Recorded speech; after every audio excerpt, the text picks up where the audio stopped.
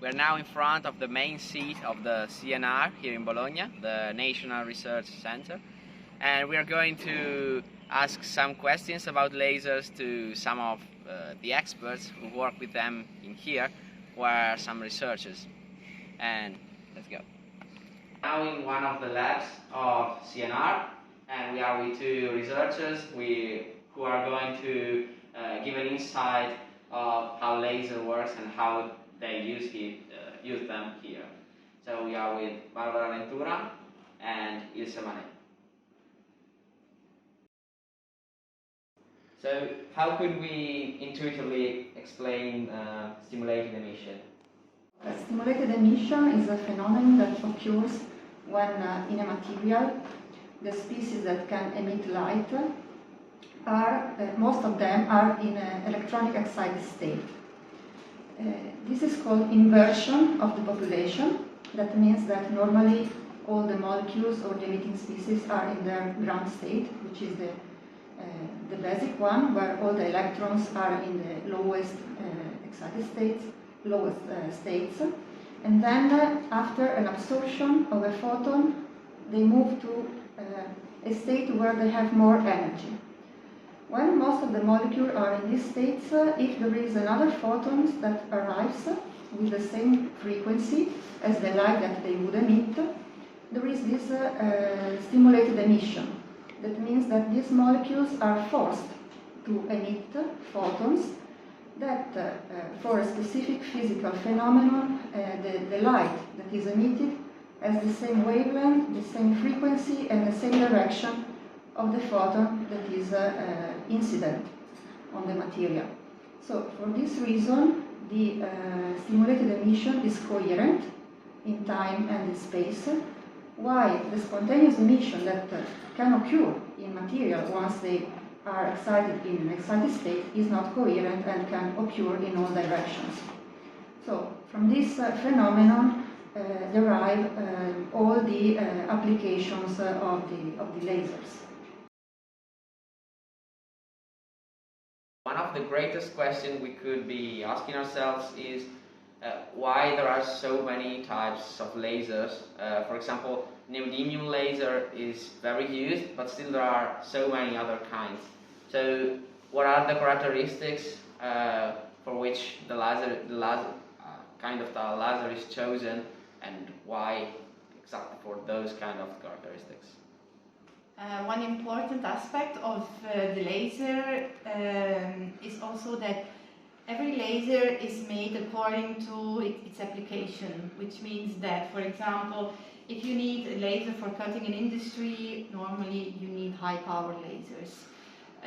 If you need a laser here, you need more monochromicity. If you need a laser for biomedical applications, you need also that case, you need the laser with right power. So every laser is built according to its application, which means that the power is set, the color is set, also yes, the width of the beam is set. So, and yeah, you can customize your laser according to your necessities. That's really important, I think, in the world of laser concept, laser industry.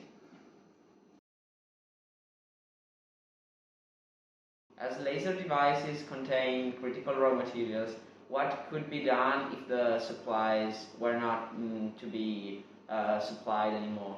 Mm-hmm. What could we do? Well, as a chemist, I try to give a small answer to a big question.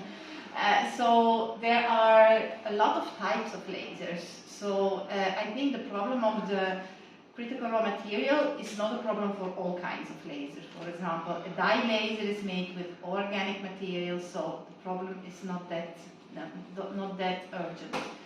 But one laser that is used very much is the neodymium YAG laser, and indeed it contains what they call the rare earth metals. They are primarily present in China, so if the chain of supply is interrupted, it represents a problem.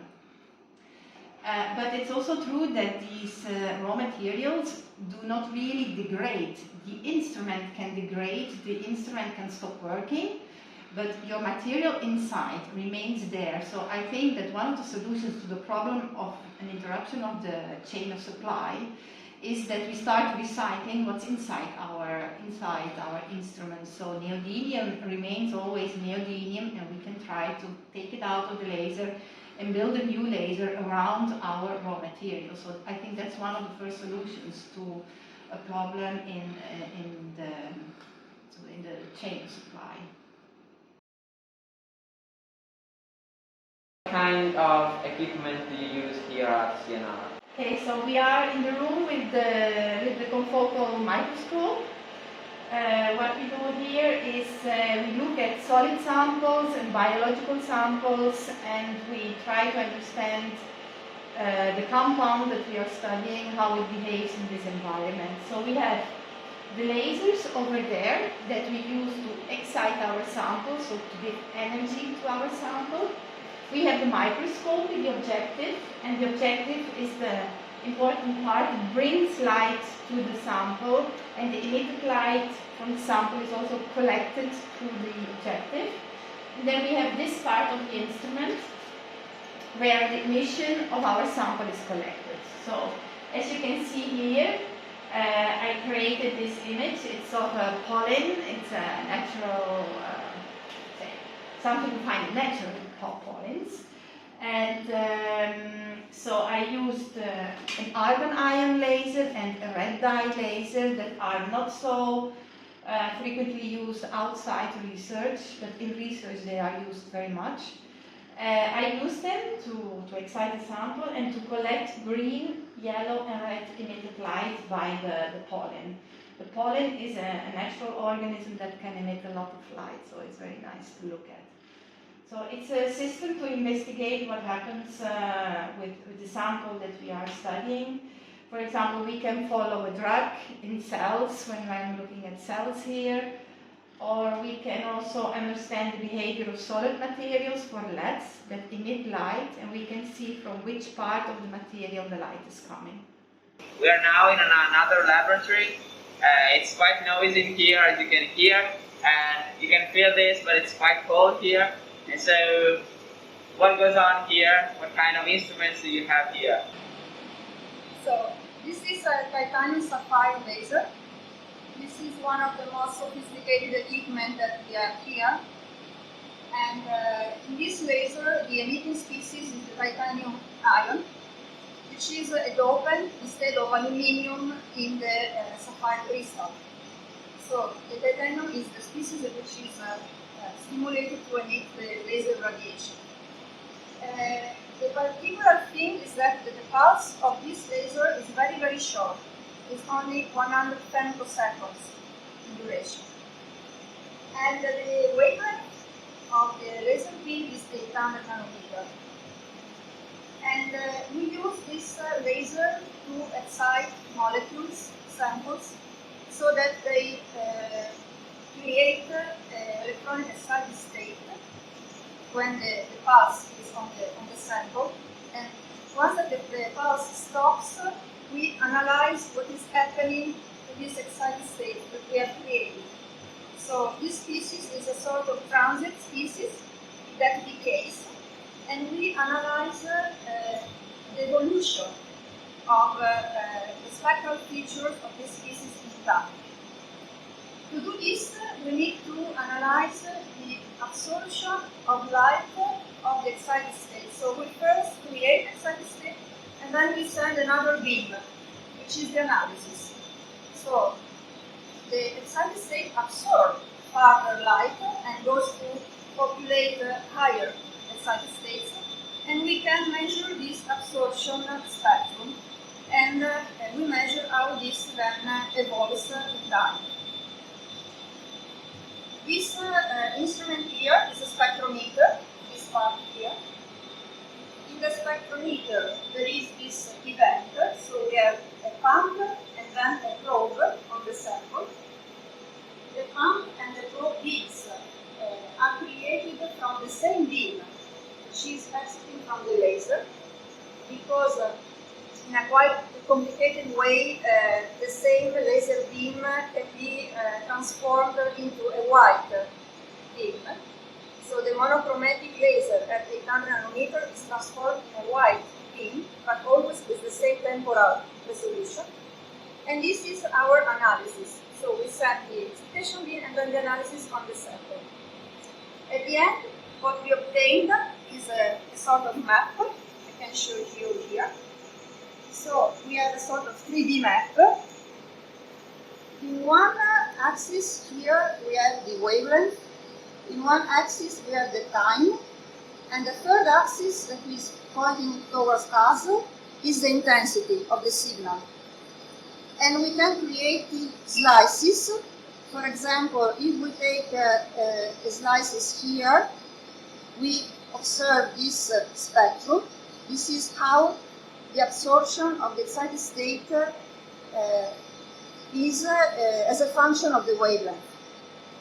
While if we cut a slice in this direction, we have the time profile.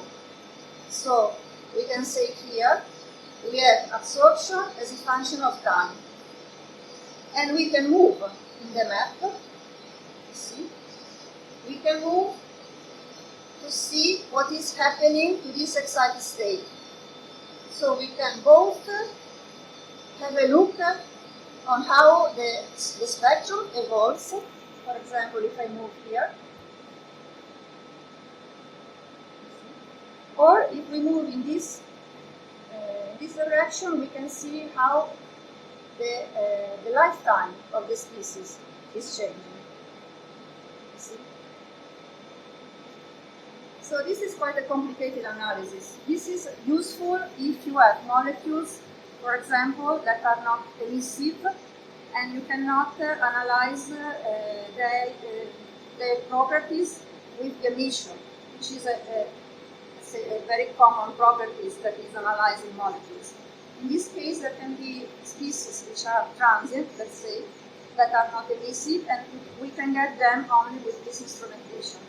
And this is important to analyze the properties of materials for many kinds of applications, from biomedical to